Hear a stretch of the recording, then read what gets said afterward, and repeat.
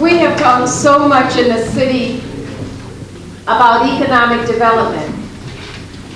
As I cross the high rise and look over into my view, A lot of younger people who are coming in, starting up businesses, bringing their families here. But we have to make sure that we do different things and reach out to poor people. It's people who are at risk, the guys who are sitting on the stoops. Make sure that they have a viable opportunity.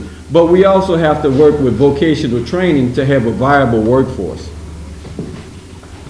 I think one of the biggest problems we have in reference to economic development in this city is just putting together a comprehensive economic development plan. This city has not had a comprehensive economic development plan in many, many years. My background is in economics and finance.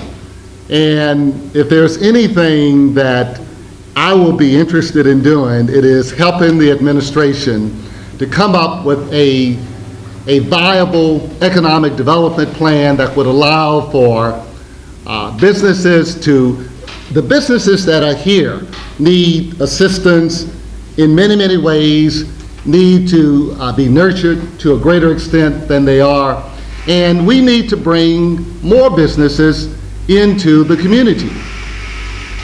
One of the biggest problems that I think we have in city government is that we don't have enough minority economic development. We don't have enough female economic development. As a result of that, a lot of the little businesses that come into our community are not businesses that we own, they're not businesses that we control, and what happens is that money is generated by those businesses but are taken outside of the community.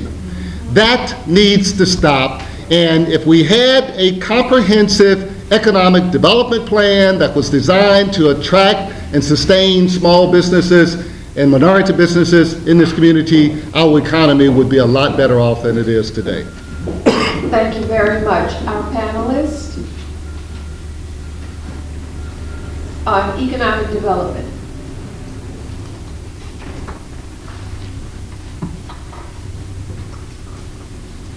What do you see as major factors in underdevelopment of the district, and how will you address these factors? Can you repeat that again? What do you see as major factors in underdevelopment of the district, and how do you plan to address these factors? Great question. What we have is a huge problem in District E with the amount of subsidized housing. East New Orleans, for example, has been the dumping ground for subsidized housing for many, many years. My opponent and the people that he associated himself have made millions of dollars off of subsidized housing. What subsidized housing does is it brings down the per capita income of geographic areas. So when you have a business and you look at the per capita income, you got to make a decision whether these people who live there can support my business on a daily basis. So I could pay my employees, pay the bills, and have a sustainable business. My opponent has lived off of that, and the people he's surrounding himself with, they've made millions of dollars on that, bringing subsidized housing to East New Orleans. When we first moved out, meaning my family and I, it was the place to be. Then we noticed major apartments coming up, and we found out those apartments and those units would be blocked out for subsidized housing because they get a check from the government every month. So we all know what East New Orleans used to be and where it is now. And unfortunately, that's what businesses look at. So we are trying to do whatever we can to keep that density down and make sure that those units don't come back, and those absentee landlords and those vultures who prey on certain communities don't have that opportunity to do that again. Thank you. I want to have a rebuttal. I want to have a rebuttal. 30 seconds. Austin, I don't have the slightest idea of what you're talking about, and probably neither do you. Who are you talking about? Name one apartment owner that I have any affiliation with in New Orleans East. Name one. Take a portion of my rebuttal time and name one. One apartment owner that you have that gave to your campaign is Mr. Villavasso, who owned many apartment complexes, still does, and gave to your campaign. Since you asked me to name one, there's one. And your rebuttal time has expired. Now, Mr. Johnson, you have 1 minute and 30 seconds to address the issue, please. Let me just say, as far as what's the problem in New Orleans East, first of all, I don't know anything about Lord Billivasso and what he owns, and he's his neighbor. But let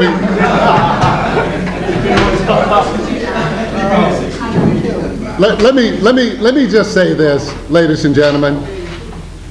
The problem in New Orleans East is leadership. Leadership. The reason why that district has not moved forward is because of leadership. The second reason is because the elected officials in that community don't work together. They don't work together. Now, Ann Duplessis and Austin Badon work together, but the rest of them don't work together, don't have any kind of a working relationship. They don't like one another, and because they don't like one another, they don't talk. Now, we have got to get over that. We've got to find professional people who can go beyond that and do the job that they were elected to do in spite of their personal feelings about individuals. If I am fortunate enough to become the city councilman for District E, I will work day and night with Austin Badon to move that district forward. Thank you very much. Gentlemen, you referenced subsidized housing and the impact that it has had on District E. Where should people who need and depend upon subsidized housing relocate to? Well, the issue is not where they should relocate to. It's the perception of, if you have a quote-unquote Section 8 voucher, the perception was you automatically go out to East New Orleans. The rest of the city was fine with that.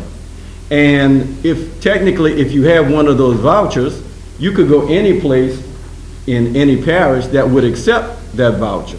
But before, we had so many units that blocked out, we had apartments that blocked out a certain number of units.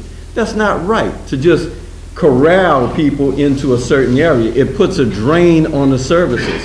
So if you have one of those vouchers, it's not to say that you're a bad person. I'm not saying that at all. I don't think any elected official is saying that. But the perception was, if you had one, you always went out to East New Orleans because the availability was there. And what it did was, it brought down the property values. The property values plummeted. And we're trying to stop that and bring it back up again. Mr. Johnson. Well, I certainly think that previously we had a disproportionate share of Section 8 vouchers in New Orleans East.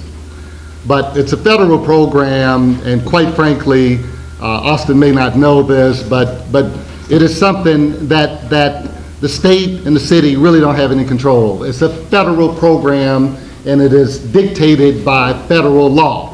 Now, I think what the city needs to do and what people need to do is just make sure that if you own an apartment complex, that you maintain it. You maintain it, and thank you very much. And look, you had a lot of people who own these apartment complexes who live out of state. It was an investment for them, and that's all it was. They took the money, drained the money out of these apartment complexes. They lived out of state. They didn't put money back into the units, and as a result,